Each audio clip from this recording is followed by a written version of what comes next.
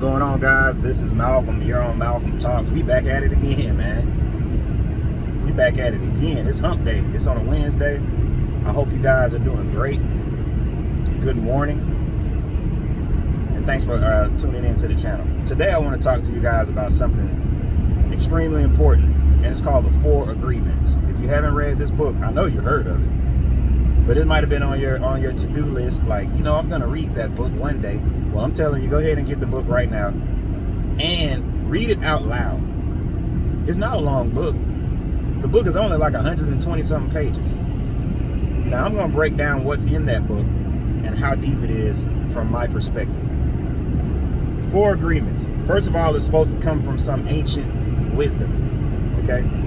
There was a people called the Toltec people or something like that. And they lived thousands of years ago. And they have all of this ancient wisdom, and this guy's sharing it in this book. I don't remember the author's name right now, but I'm going to put it in the description. There's 4 agreements. The first agreement is be impeccable with your word.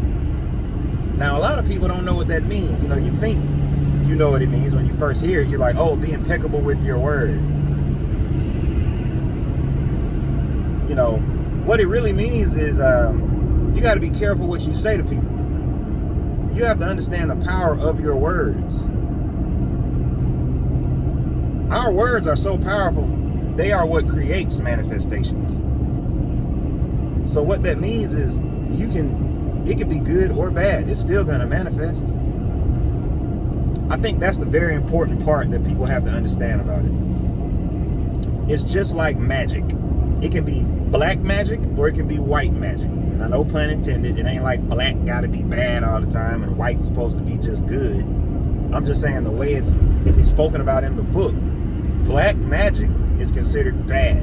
And you can say words out of your mouth that are bad, that can actually cast a spell on a person's life if you're not careful. You can cast a bad spell on your own life. Be impeccable with the words that come out of your mouth so that you can cast good magic. Good magic is very important. They gave an example in the book. You can look at a person and say, hey man, you know, I don't know what that is on your face, but whatever that little blotch is or whatever that is on your face, it looked like it might be cancer. You got to realize you can't just say stuff like that. That's black magic. Because if that person that's listening to you, if they receive that and they feel worried by that, or they feel like, damn, for real? This blotch on my face look like it might be cancer? Damn, if they receive that, then you've just poisoned them. You may have potentially poisoned their lives. It's very important that we understand, be impeccable with your word. Don't just say anything out of your mouth. In other words, like, stop hating, stop gossiping. Try to uplift people. Don't try to pull people down with your words, because you're casting black magic. You're casting spells on people. Is that what you really want to do? Now, I guess if you evil, then yeah, you're going to say some terrible things to people. And you hope that it sinks down deep into their subconscious if you're evil. But I'm talking about all the people that's good people out here, man. We just don't know what we do sometimes with our words. You got to be impeccable with your word. Don't say things that are going to damn somebody's life. Don't poison your children with words. You want to uplift them with words. I know a lot of y'all might think this is common sense, man, but it's really not. A lot of common sense ain't so common. This information is ancient. It's wisdom. You can probably find a lot of it in the Bible. So be impeccable with your words. Speak good about other people. Speak good about yourself. Because we have thoughts running around. You see, I'm only on the first law. I'm only on the first agreement. I haven't even gone to the other 3. I'm going to get there. You got to be impeccable with your word, guys, because in our minds, there are hundreds and thousands of thoughts going on and on and on. A lot of people use meditation to try to quiet those thoughts. A lot of people try to do different things to quiet those thoughts and to get themselves a little more in tune so they can control those thoughts. But those thoughts, if you're not impeccable with your word, those thoughts can become poisonous, where it's just this endless cycle. Because when you say it out of your mouth, it sticks. Something sticks, guys. We're the only creatures walking on this earth that can talk. It's something about our word that's extremely powerful, and it's actually imprinted into our DNA as human beings, guys. This is much, much deeper than what you think. We're not monkeys. We're not animals. We are animals, but human beings are the only ones that can use words. We got to be impeccable with the word. Now, I pause because I'm trying to think of the second law, or the second rule. The second law. The second one I think is don't make assumptions? Don't make assumptions. It might be the second or the third, but either way, we're going to get back to it. Don't make assumptions. Oh, no. Don't take things personally. Stay with me now. Don't take things personally. Everything is not always about you. Everything's not always about you. This is something I had to realize, because I used to take things personally. Somebody would say something and I'd be like, hold on, man, are they trying to come sideways at me?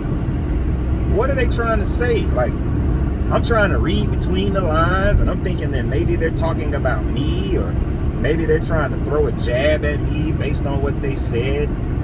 No. Don't take things personally. You got to have skin like an alligator, basically. Because people are always trying to cast black magic. Remember, I talked about it earlier. I talked about being impeccable with the word. See, these are things most people don't know how to do, or they don't care to do. In order to combat the black magic that people try to throw out at you using their words, the way that you combat that, the way you throw up the shield, you throw the shield up by never taking things personally. That way, the black magic that they throw at you will not stick. Because the only way the poison enters your body and your soul and your mind is if you accept it. If somebody says something to you that pisses you off and walks away, and you spend all day pissed off about what they said, they have poisoned you. You have officially been poisoned because you allowed those words to have such a devastating impact on you. And what happens? It hurts you. That person just walked away, but the poison, they hit you with a dart, your poisonous dart. It hits you, and it's slowly poisoning you. So when you don't take things personally, what you're essentially doing is you're blocking all that poison that people are trying to shoot at you sometimes. And what eventually happens is you don't even notice it.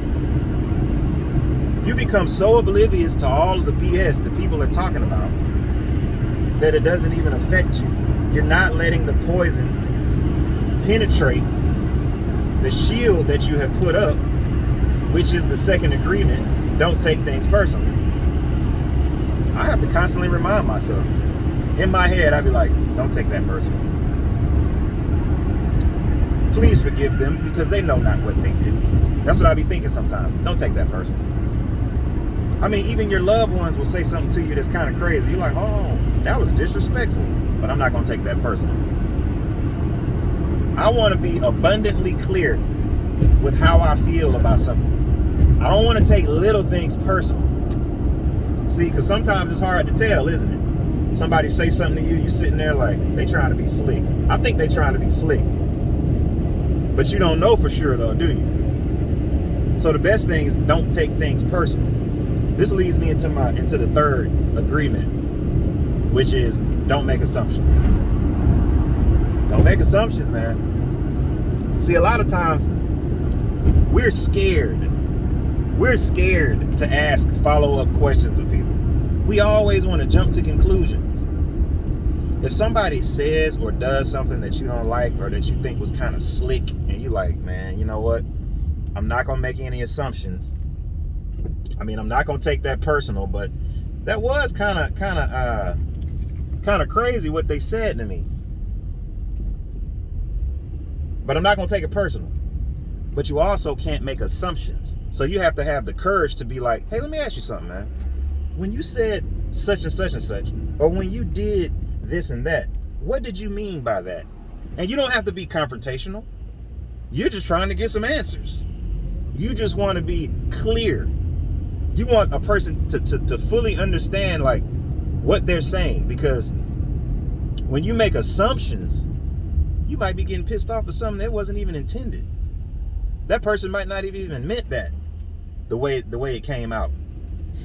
But if you take it personal and you make assumptions, and all of a sudden something gets blown way out of proportion. These are ancient agreements that we can use for our lives that will be helpful. I'm trying to tell you, man, it's been helpful for me. And I want you guys to go out and get the book, because it'll be helpful for you too. That's the third agreement. Don't make assumptions. It's very simple if you can apply it. The fourth agreement is always do your best. That's right. There you go. That's when the rubber meet the road. That's when you got to put your big boy drawers on, your big boy panties, the big girl panties, or however you want to look at it. Always do your best. And that's tough. It's tough to even think like that, because people ain't trying to do their best. But what if you did? What if you always did your best? I don't give a damn if you sick, got a cold, you sneezing and coughing. You can still do your best, right?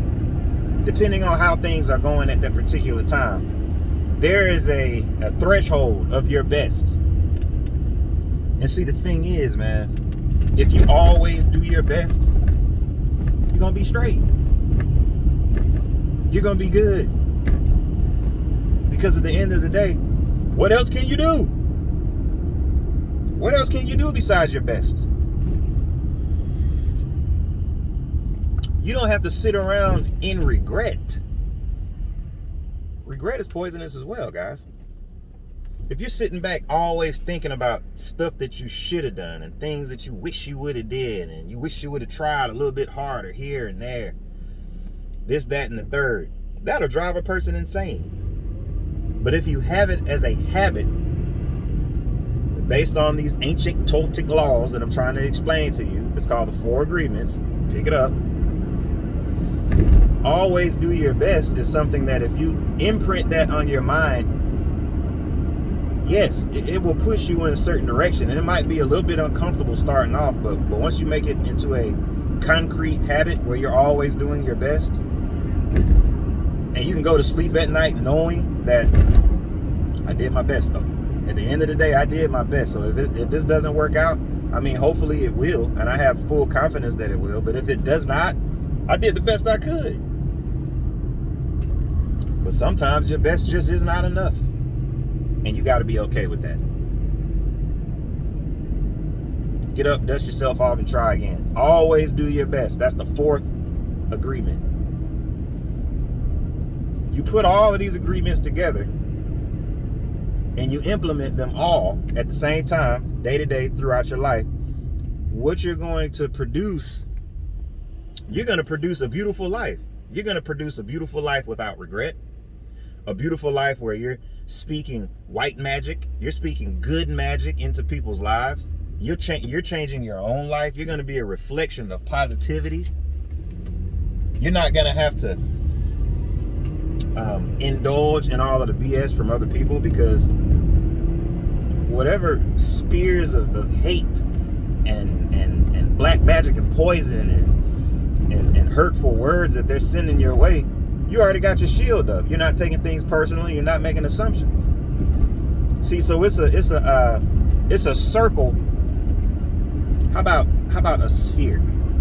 It's really a sphere of protection, a sphere of wisdom that you can put around your whole body and your mind to achieve whatever you want to achieve in life.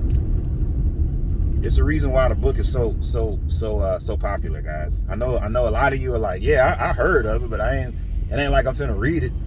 I need something that's gonna get me some money in my pocket right now. I need something that's gonna change things for me right this second. Well, have you picked up a book and tried to read something? Oh, you think people just gonna come tell you everything? You think people just gonna give you the game? I'm one of the only ones that's just gonna give you the game, guys. And trust me, This isn't going to last forever. People give you the game for a certain amount of time, and then they package it up and sell it. They sell you the game then. Because keep in mind, I could give you the game every video, but what do you got to do? You got to go back and watch all my videos and listen to all the game. That could take you weeks. A lot of people don't have that kind of time and they're lazy. They don't do their best. So game typically is not free. And if it is free, you're going to have to use a lot of your time absorbing the game. These people put game inside of a book, the 4 Agreements. Lays it out plain and simple. If you follow it, it will be helpful. This is Malcolm. You're on Malcolm Talk. Comment down below, man. Have you read the 4 Agreements? What do you think about it? What do you think about the ancient wisdom? Subscribe to the channel, and I'm going to holler at you guys next time, man. Peace.